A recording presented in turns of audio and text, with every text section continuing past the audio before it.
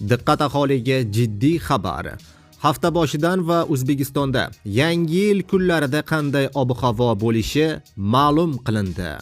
Ayrim hududlarda 5-10 daraja sovuqqa tayyor turing. Assalomu alaykum hurmatli tomoshabinlar, tezkor yangiliklardan birinchilardan bo'lib xabardor bo'lishni istasangiz, videorolik ostiga like tugmachasini bosib qo'yishni unutmang. Diqqat qiling.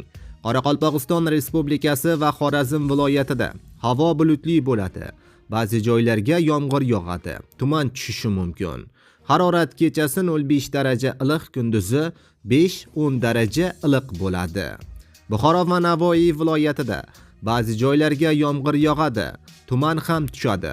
Harorat kechasi 3-8 daraja iliq, kunduzi 13-18 daraja iliq bo'ladi.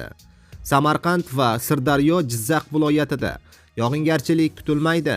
Harorat kechasi 0,5 daraja iliq, kunduzi 8-13 daraja iliq bo'ladi. Qashqadaryo va Surxondaryo viloyatida kunning ikkinchi yarmida ba'zi joylarga yomg'ir yog'adi. Shamol g'arbdan 7-12 metr/sekund tezlikda esadi. Harorat kechasi 6-11 daraja, kunduzi 15-20 daraja bo'ladi. Andijon, Namangan va Farg'ona viloyatida havo bulutli bo'ladi. Ba'zi joylarga tuman tushadi. Havo harorati kechasi 2 daraja sovuq, kunduzi 6-11 daraja iliq bo'ladi.